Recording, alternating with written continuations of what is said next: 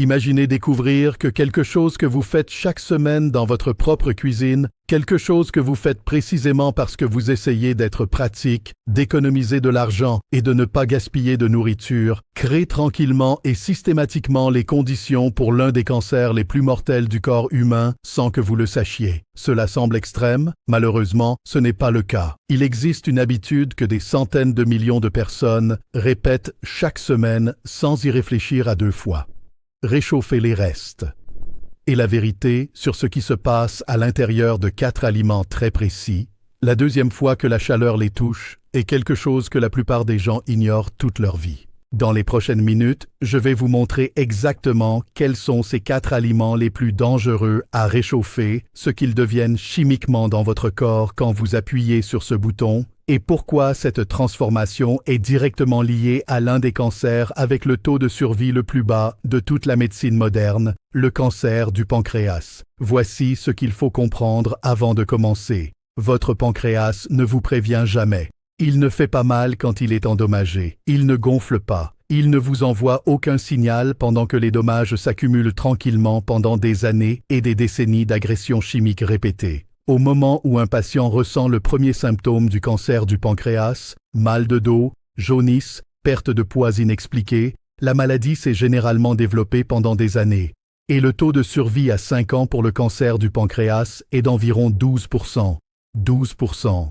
Ce n'est pas une maladie qui vous donne une seconde chance une fois qu'elle se déclare. C'est une maladie où la prévention n'est pas seulement la meilleure stratégie. C'est la seule stratégie qui fonctionne de façon constante. Et une partie de ce qui nourrit cette prévention se trouve en ce moment même dans votre réfrigérateur, en attendant d'être réchauffé pour le déjeuner de demain. Avant de passer en revue ces 4 aliments, je dois expliquer ce qui se passe réellement au niveau chimique quand on réchauffe un aliment. Sans cette base, tout cela ressemblerait à de la peur plutôt qu'à de la biochimie réelle. Quand certains aliments sont cuits la première fois, des réactions chimiques naturelles se produisent. Les protéines interagissent avec les sucres et la chaleur. Les composés contenant de l'azote interagissent avec les acides aminés disponibles. Les graisses commencent à s'oxyder. Dans la plupart des cas, les composés produits lors de la première cuisson sont présents en quantité que le corps peut gérer, transformer et éliminer.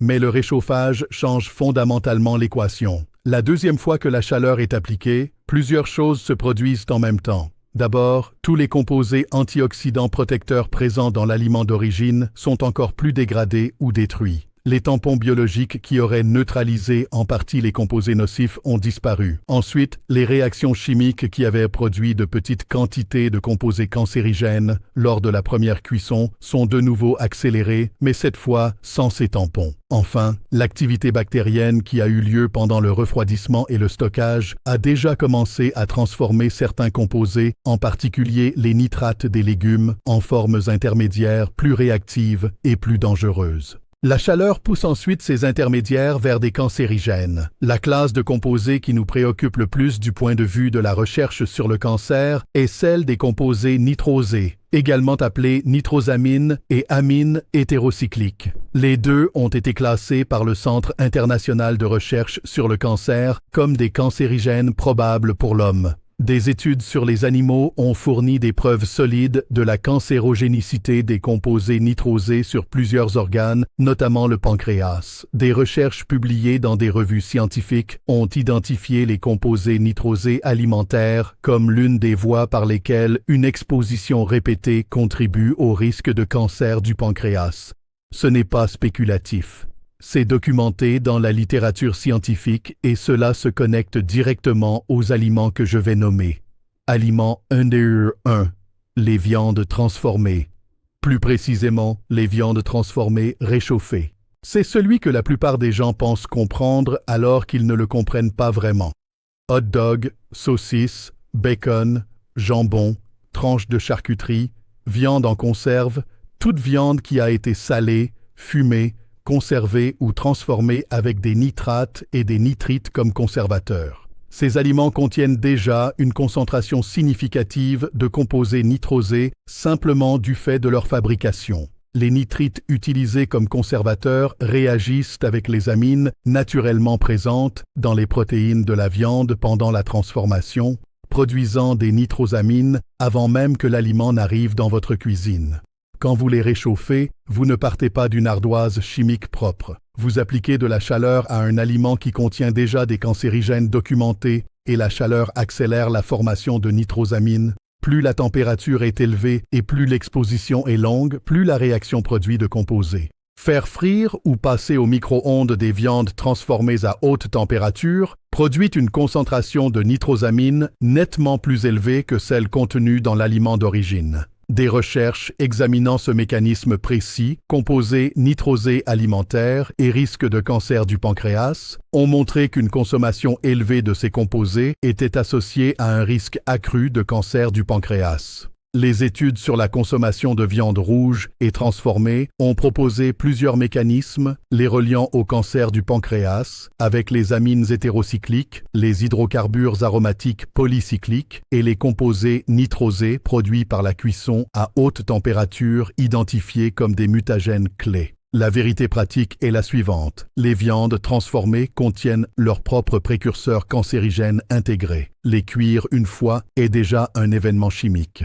Les réchauffer à haute température revient à ajouter un accélérateur à une réaction qui n'aurait jamais dû être encouragée. Si vous devez manger ces aliments, et je ne vous dis pas de ne jamais en manger, consommez-les une seule fois, frais, préparés une fois et jamais passés au micro-ondes à puissance élevée. Aliments NRI 2, les épinards et autres légumes verts à feuilles riches en nitrates. Celui-ci surprend le plus les gens. Ils prennent des épinards précisément parce qu'ils sont sains. Ils les ajoutent à tout précisément parce que les conseils nutritionnels qu'ils ont reçus pendant des décennies étaient justes. Les épinards sont vraiment riches en fer, en folate, en vitamines et en antioxydants. Et puis, ils réchauffent les restes d'épinards du dîner et annulent une partie importante de ce bénéfice nutritionnel tout en déclenchant la voie chimique qu'ils cherchaient justement à éviter. Voici ce qui se passe. Les épinards contiennent des nitrates naturellement présents, des composés qui, dans les épinards frais, sont totalement inoffensifs et même bénéfiques pour la tension artérielle et la fonction cardiovasculaire. Quand les épinards sont cuits, puis laissés à refroidir et à reposer, même au réfrigérateur, l'activité bactérienne et les réactions enzymatiques à l'intérieur du légume cuit commencent à transformer ces nitrates en nitrites. Cette conversion se produit en continu pendant le stockage. Plus les épinards cuits restent longtemps, plus ils contiennent de nitrites. Quand vous les réchauffez, deux choses se produisent. La chaleur accélère encore la formation de nitrites et elle déclenche également une réaction entre ces nitrites et les acides aminés présents dans les épinards, produisant des nitrosamines. Une étude publiée dans la revue Foods a spécifiquement mis en garde contre le stockage d'épinards bouillis plus de 12 heures à température ambiante, précisément à cause de cette voie directe de conversion nitrate, nitrosamine. La même chose s'applique aux autres légumes à forte teneur en nitrate, céleri, betterave, chou-cale et carottes. Le céleri, en particulier, contient des concentrations extrêmement élevées de nitrates. Quand le céleri est cuit dans des soupes et des ragoûts puis réchauffé à plusieurs reprises, comme cela arrive constamment en cuisine maison, chaque cycle de réchauffage accélère la conversion nitrite-nitrosamine. De plus, l'Agence internationale de recherche sur le cancer de l'Organisation mondiale de la santé a confirmé que les nitrosamines présentes dans les aliments sont des cancérigènes établis liés aux cancers gastro-intestinaux et au cancer du pancréas. L'ironie est parfaite. Le légume que vous réchauffez précisément parce qu'il est sain se transforme chimiquement en quelque chose qui va à l'encontre de la protection qu'il était censé apporter. L'approche la plus sûre est simple. Cuisez les épinards et les légumes verts à feuilles en quantité juste suffisante pour les manger immédiatement. S'il reste des épinards cuits, mangez-les froids en salade le lendemain plutôt que de les réchauffer. Le froid ne déclenche pas la réaction de formation de nitrosamine. La chaleur, si. Si vous êtes arrivé jusqu'ici, c'est que vous êtes vraiment investi. Vous voulez voir la suite. Mais la plupart des gens qui apprécient ce contenu font défiler sans s'abonner et ratent tout ce qui suit. Si cette vidéo a du sens pour vous, si savoir quels sont ces 4 aliments change votre façon de cuisiner cette semaine, appuyez sur « S'abonner ». Ça prend 1 seconde. Sinon, vous oublierez probablement l'existence de cette chaîne et raterez beaucoup de conversations importantes à venir. Continuons, car le 3e aliment est celui que la plupart des gens soupçonnent déjà d'être dangereux, mais pour la mauvaise raison. Aliment numéro 3, les huiles de cuisson.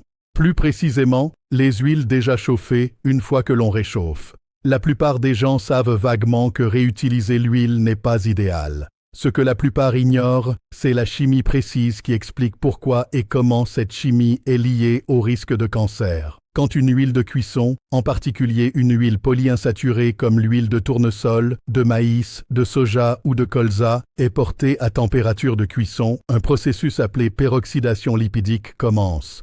Les doubles liaisons des acides gras polyinsaturés réagissent avec l'oxygène et la chaleur pour produire une cascade de composés oxydés, aldéhydes, notamment l'acroléine et le 4-hydroxynonénal, hydrocarbures aromatiques polycycliques et acrylamides en présence d'aliments riches en amidon. Ces composés sont génotoxiques, c'est-à-dire qu'ils causent des dommages directs à l'ADN. Quand cette huile est réchauffée ou quand l'aliment frit ou cuit dans cette huile est réchauffé, le processus d'oxydation reprend là où il s'était arrêté. Chaque exposition supplémentaire à la chaleur aggrave les dommages. Le point de fumée, la température à laquelle une huile commence à se décomposer visiblement, baisse à chaque utilisation, ce qui signifie que l'huile atteint son seuil de décomposition toxique plus vite et à des températures plus basses à chaque cycle de réchauffage. La concentration d'aldéhydes et d'hydrocarbures aromatiques polycycliques augmente à chaque chauffage. L'Agence internationale de recherche sur le cancer a classé plusieurs des principaux composés produits par le chauffage répété des huiles, dont l'acrylamide et les hydrocarbures aromatiques polycycliques, comme des cancérigènes probables pour l'homme. Des recherches sur la formation d'amines hétérocycliques, d'hydrocarbures aromatiques polycycliques et d'acrylamide dans les aliments cuits ont montré que la température et la durée de cuisson sont les principaux facteurs déterminant la quantité de ces composés produites. Chaque fois que vous réchauffez des aliments frits, frites, poulet frit, tout ce qui a été cuit dans l'huile, vous appliquez une chaleur supplémentaire à un aliment qui était déjà dans une huile ayant subi au moins un cycle d'oxydation préalable. Le risque supplémentaire spécifique lié au réchauffage des aliments frits plutôt qu'à une simple friture à haute température est le suivant. Quand un aliment frit est réchauffé, surtout au micro-ondes, la température de surface devient inégale. Certaines zones sont grillées à très haute température, tandis que d'autres sont à peine tièdes. Les zones grillées produisent les concentrations les plus élevées des trois classes de composés: amines hétérocycliques, hydrocarbures aromatiques polycycliques et acrylamide. Et vous ne remarquez peut-être même pas ce grillage car il se produit à un niveau microscopique qui ne produit pas toujours un brunissement visible. L'approche la plus sûre, ne réchauffez pas les aliments frits, mangez-les une seule fois, frais, immédiatement après la cuisson. Si vous devez les réchauffer, utilisez un four à température modérée qui chauffe l'aliment uniformément plutôt que de brûler les surfaces. Et ne réutilisez jamais l'huile de friture. Jetez-la après une seule utilisation.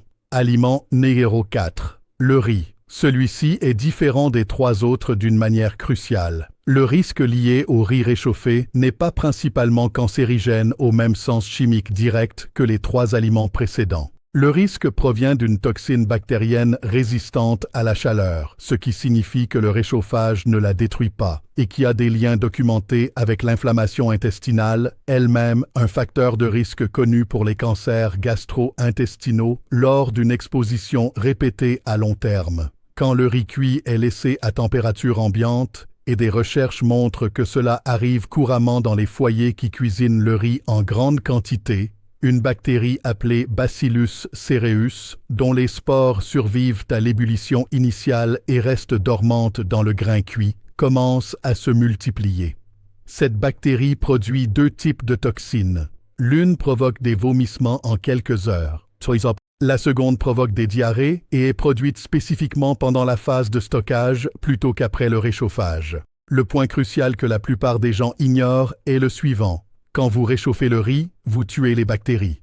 Mais les toxines qu'elles ont déjà produites sont stables et résistantes à la chaleur. Elles survivent à un réchauffage complet au micro-ondes. Elles survivent à un réchauffage sur la cuisinière. Les bactéries sont parties. Les toxines restent dans l'aliment. À court terme, ces toxines provoquent nausées, vomissements, crampes abdominales et diarrhée. Désagréables mais supportables. À long terme, Et c'est le lien que la plupart des gens n'entendent jamais. Une exposition répétée à faible dose à ces toxines bactériennes issues d'un riz mal conservé et réchauffé contribue à une inflammation intestinale chronique. L'inflammation chronique du tractus gastro-intestinal est l'une des voies les plus documentées menant aux cancers gastro-intestinaux.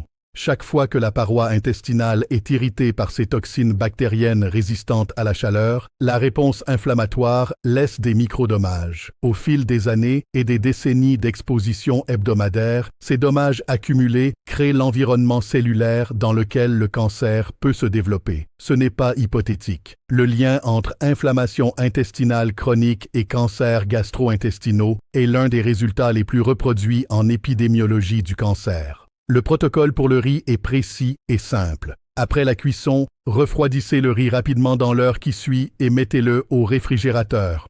Le refroidissement rapide empêche la température de rester dans la plage de croissance bactérienne assez longtemps pour une production significative de toxines. Conservez-le au réfrigérateur pendant 24 heures maximum. Quand vous le réchauffez, faites-le une seule fois. Assurez-vous qu'il atteigne une température fumante partout, pas seulement tiède au centre. Et ne réchauffez jamais le riz une deuxième fois. Cuisez le riz en plus petite quantité pour qu'il y ait moins de reste. Si vous avez l'habitude de cuire de grandes quantités de riz pour gagner du temps, changez cette habitude.